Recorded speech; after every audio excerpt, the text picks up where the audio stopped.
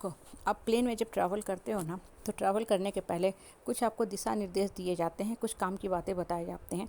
Cabin crew जो होता है बहुत सी बातें बताता है। उसमें देखो एक बहुत इंपॉर्टेंट बात बताता है। वो क्या बताता है कि इमरजेंसी के समय ये ऑक्सीजन मास्क है, इसको आप पहले अपने ऊपर लगाओ, प्रॉपर सांस लो, अपनी स्थिति ठीक रखो, फिर आपके साथ जो बच्चा है, जो बुजुर्ग है या जो भी को पैसेंजर है उसको आप हेल्प करो, मदद करो। मतलब कहने का तात्पर्य पहले आप अपना पूर्ण रूप से टेक केयर करो, अपनी जिम्मेदारी उठाओ। उसके बाद आप जब फिट हो जाते हो, अपने आप को सही रख पाते हो, तभी दूसरे की मदद किया करो। देखो ये जो छोटी सी बात है ना, गौर करो तो हमें जीवन की कितनी बड़ी शिक्षा देता है।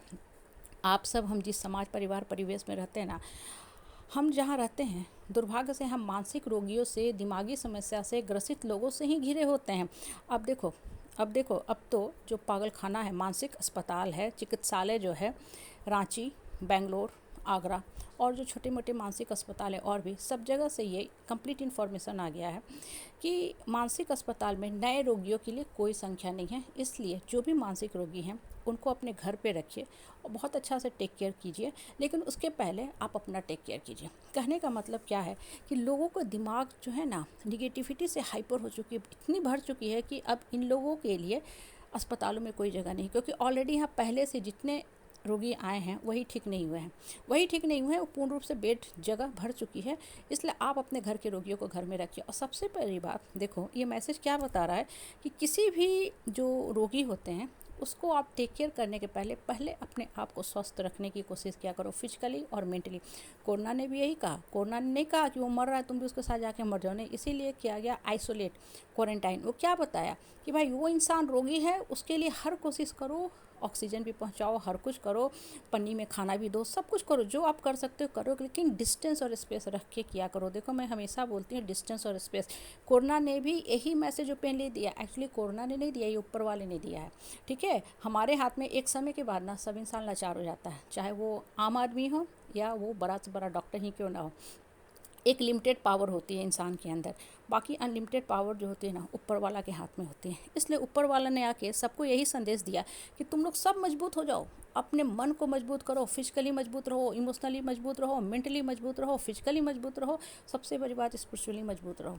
ठीक है, जो भी कष्ट, दुख, दर्द, कष्ट, कलेश, संताप आ रहे हैं उसको एक्सेप्ट करो, मन को मजबूत करो और जीवन को आगे बढ़ाने की कोशिश किया करो। और जिस समाज में रहते हो, जो भी रोगी है, इष्ट मित्र है, जो भी परिवार के लोग हैं, ठीक है, उनका आप जो भला कर सकते हो करो, अच्छा कर सकते हो करो, करना चाहिए।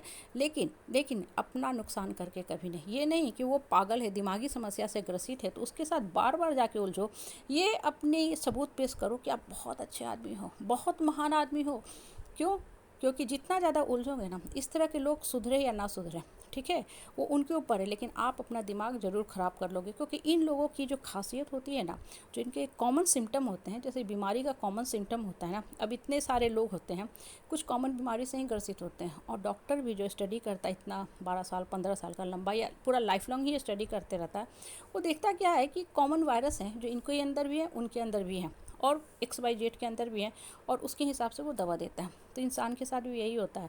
निगेटिविटी की जो वायरस होती है कॉमन होती है, ठीक है, उसको हम भी झेलते हैं, आप भी झेलते हो, XYZ भी झेलता है, विदेश में बैठा हुआ आदमी भी झेलता है।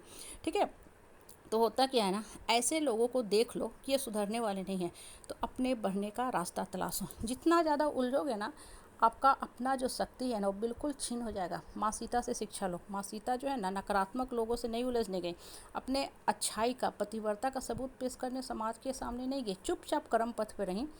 लॉ को उसको बहुत अच्छी शिक्षा दी, युग संतान को उन्होंने जन्म दिया, शिक्षा दिया, उसके बाद धरती पे से चुपचाप धरती में समा गई। कभी भी बेकार के लोगों के साथ नहीं गई उलझने कि नहीं हम बहुत अच्छे हैं, मेरी अग्नि परीक्षा हुई थी, हम बहुत महान हैं, नहीं, कुछ नहीं, कर्म किया, कर्म करते हुए निकल गई।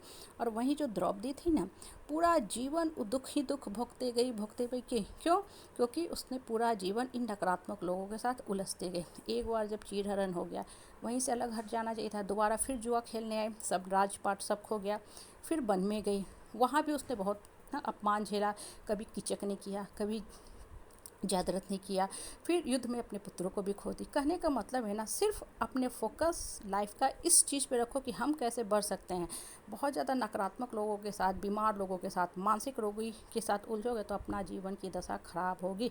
इसलिए दूसरे का टेक केयर करो, लेकिन सबसे पहले अपना टेक केयर करो, अपने मन को मजबूत करो, मन को ऊपर वाला से जोड़ो।